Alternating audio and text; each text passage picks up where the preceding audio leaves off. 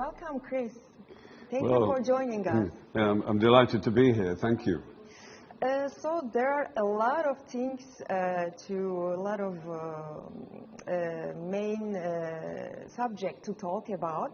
I want to begin first with the trade volume between UK and Turkey, because we had the pandemic and we had unfortunately a war globally between Russia and Ukraine.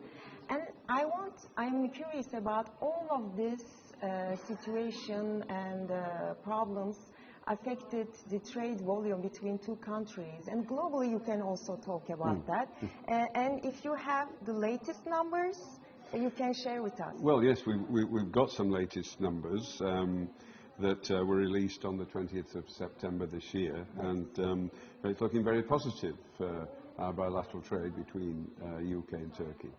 Obviously, the COVID, the pandemic, had an impact on global trade. So everybody, in terms of their supply chains, were disrupted, and a lot of business was put on hold for a while. But fortunately, our bilateral trade between Turkey and UK has gathered momentum as COVID has calmed down, and the latest numbers we have is our total bilateral trade between Turkey and UK is £19.4 billion, which is an increase on our pre-COVID numbers. So the trend is definitely up and moving positively forward. I mean, that's an increase of just over 32% in the first quarter of 2022 compared with the first quarter of 2021. So it's all moving in the right direction. In monetary terms, it's an increase of £4.7 billion, and it's very much in the favour of Turkey, which I'm sure Turkish businesses will be delighted about. So in terms of the breakdown, UK exports to Turkey amounted to £6.7 billion, which was an increase of 20.3%. But imports from Turkey to UK were £12.8 billion, which was a substantial increase of almost 40%. So, everything's moving in the right direction. We're ahead of where we were pre-COVID, and that was Q1. So we now look at Q2, Q3 and 4, where we also expect the direction of travel to be upward. So that's a very positive situation in terms of our bilateral trade.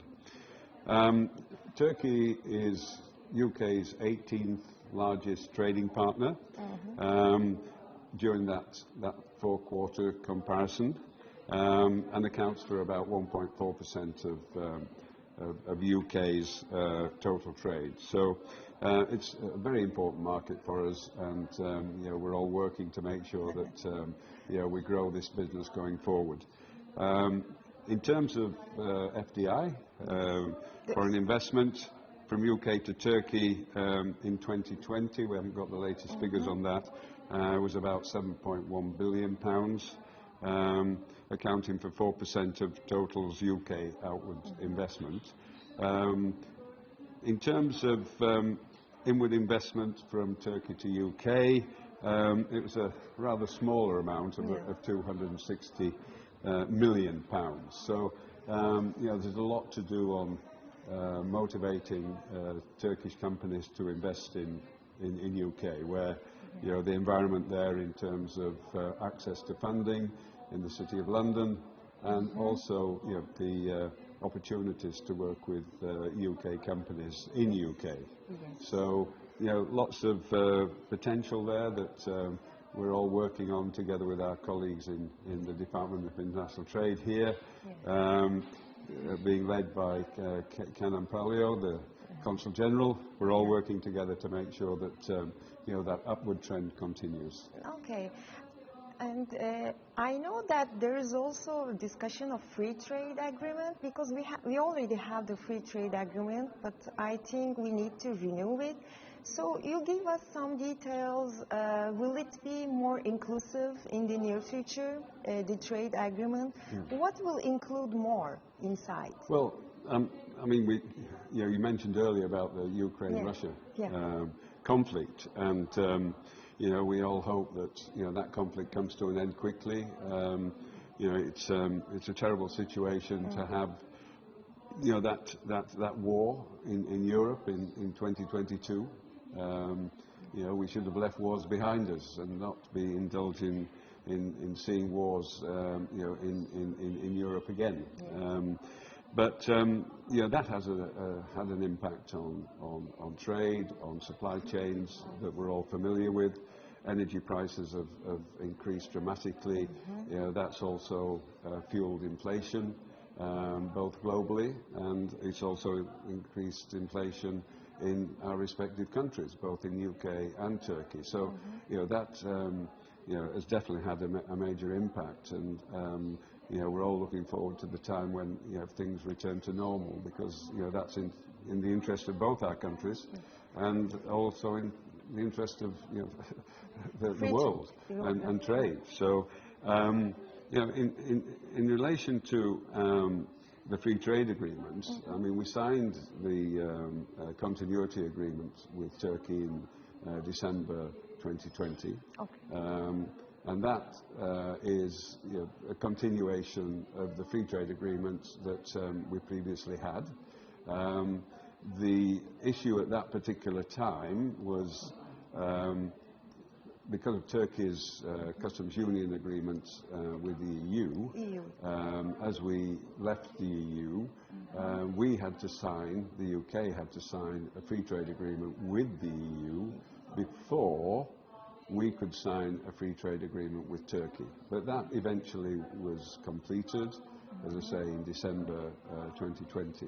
Now, within that agreement, there was a commitment from both parties that within 2 years we would renegotiate that free trade agreement between Turkey and the UK, which would enhance and strengthen our trade relationship and be more inclusive and bring in new sectors that would add benefit to both countries. So services, financial services and other professional services are areas that we want to focus on, along with agriculture, education, technology. These are all areas that show great potential for both our countries in terms of supporting those sectors, either from an investment point of view or a capability point of view. So we're now in 2022, so I think our colleagues in DIT will be putting their heads together with the trade ministry in Turkey to start those negotiations again. Okay. Actually, you talk about inflation. It's a global problem, as we see. It's a global economic problem now, the main problem. And energy prices because of Russian and Ukrainian war. So let's say that this winter it's going to be really cold for Europe and UK. So what do you see in the near future in terms of energy prices? I know that private sectors in Turkey and the British private sectors are also cooperating in energy sector in Turkey. So I want to have your opinion about how do you forecast how these coming months will be in terms of energy environment and maybe more cooperation to stabilize that. Well, yes, I mean, it's in the interest of everybody to work together to bring energy supply and pricing under control and ensure that it's manageable, because in terms of inflation, it's one of the main drivers of moving inflation higher, and we've experienced that in the UK, and it's something that we have to work on in terms of reducing our dependence on oil and gas, on fossil fuels, by investing more in renewable energy. So, you know, UK has got enormous capability and experience in wind energy and offshore wind energy. Something that, you know, that experience we're happy to share and share with our colleagues here in Turkey.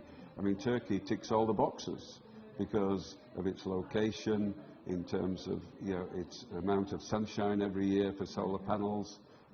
It also has, you know, great potential to expand its wind energy and maybe in the future offshore wind energy as well. So lots of potential to, you know, develop Turkey's renewable energy resources, and we believe that UK, you know, can play a part in that, given the experience that we've already accumulated in renewable energy, and obviously, you know, that will, you know, reduce our dependence on fossil fuels, and you know, won't be a political lever that countries can use to gain some advantage. And, you know, I'm really talking about Russia here, but so yeah, it's going to be difficult. I mean, you can't suddenly turn on a tap and have total dependence on renewable energy. This takes time and investment. So we have to manage the current situation in relation to pricing of oil and gas globally. This is important for the logistic as well, for yes, trade. I mean, it affects everything. I mean, transportation, supply chains, you know, all needs energy, and you know, so that increases prices. You know, I mean, we're seeing it in UK with inflation. I mean, we're not excluded from that. I mean, we're suffering from increases in inflation and retail price index going up all the time, and that, you know, is a consequence of, you know, what's going on in Russia and Ukraine. Yes. So you know, that's something that I think all governments are working on to try and find a solution. Okay, and I know that you visited UK Yes, during I've 2-3 weeks. You just yes, came to I came back on Istanbul. Sunday. I mean, You before, visited several chambers of commerce. yeah, chambers of commerce in UK, because during COVID, you know, sort of communication channels, you know, became difficult, and, you know, it was difficult to work with our chamber colleagues in UK to update them on information, you know, and information wasn't coming through. I mean, so you know, they were in the dark a little bit as to what was going on in Turkey. So now was the right time to go to UK, visit our partner chambers in UK. So I was there for 2 weeks, and I focused on the north of England. So I visited Liverpool, Greater Manchester, Leeds, Chamber International, Hull and Humber, Sheffield, all with enormous capability in engineering and technology. And we signed MOUs with all those chambers. So we'll be working very closely with them, both on bilateral opportunities, with their members looking at opportunities in Turkey, and also for Turkish companies who are looking for opportunities in UK, particularly in the industrial north of England. And you know, that's very important. And you know, we'll be happy to, you know, share the opportunities with Turkish companies on what those British chambers have to offer in terms of you know, linking them with companies that they would benefit from partnering with. Okay. And what has changed after the pandemic in terms of private sector cooperation? Does UK private sector and Turkish private sector cooperate in the same way, or there are different sectors coming up? What is the newest trend? We've always had a good relationship, you know, on trade. In terms of private sector, especially. And private sector specifically, because the, you know, in UK, you know, we have a very strong private sector. We have we're a world leader in professional services, advanced engineering, technology, and we also in London have the Centre for International Funding for startup companies and also for expansion programs for companies. So the private sector is very much engaged with other countries and particularly Turkey. And Turkey's got seen an enormous growth in the Turkish private sector, particularly where you've got global players. And Turkey has global players. I mean, you've got Yildiz Holding, and they bought United Biscuits in UK. That was a 2.5 billion transaction.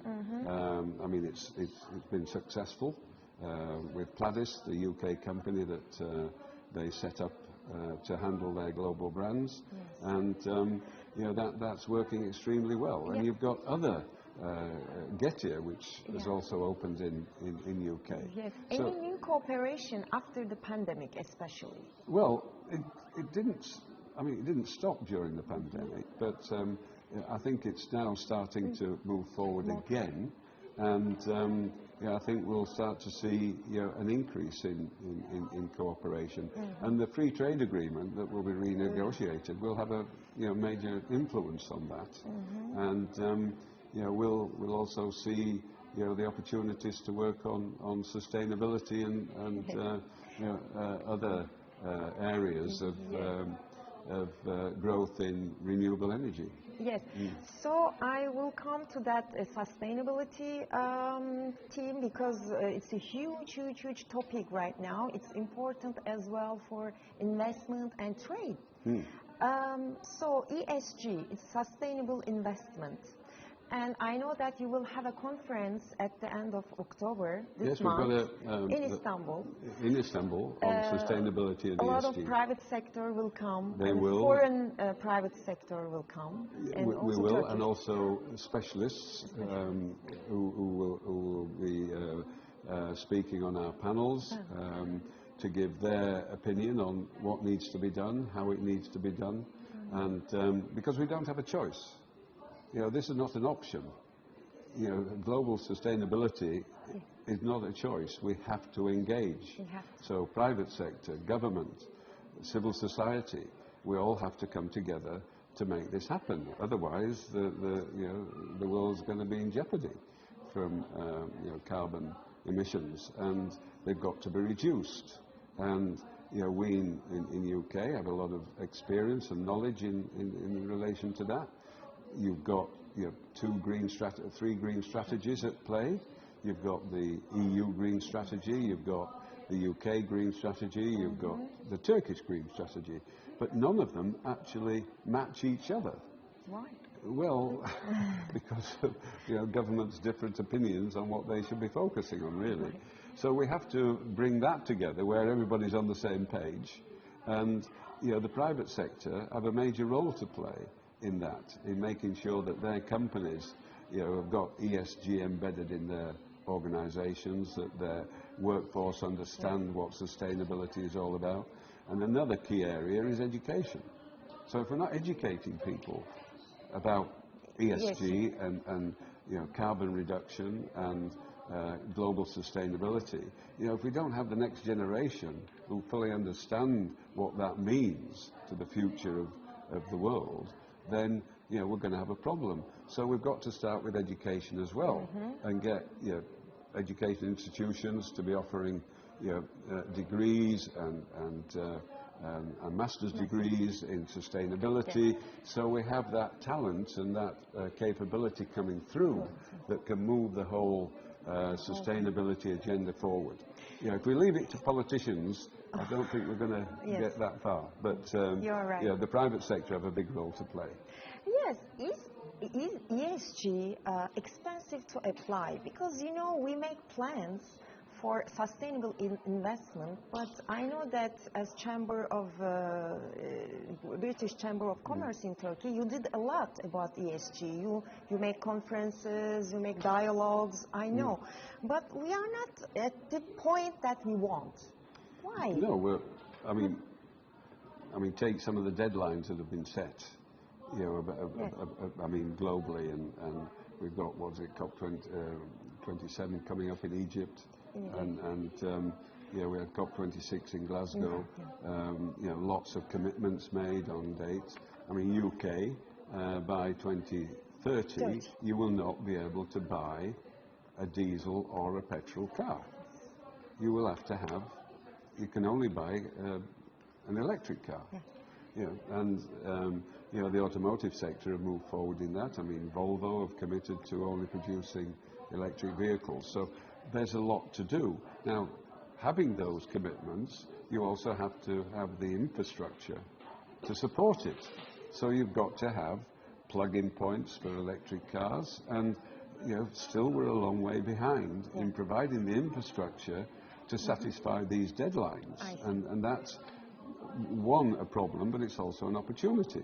So we have to, you know, come together to make sure that you know, we make those deadlines, and we create the infrastructure to support it. So it's a big issue, and you know, we want to work with Turkish companies to help them, provide them with you know, contacts that can move the agenda forward. And you know, the UK is, I mean, everybody's got to be committed. You can't not be committed. Okay, Chris, thank you for joining us, and hope to see you soon. Thank you for your feedback. It was a pleasure. Thank you.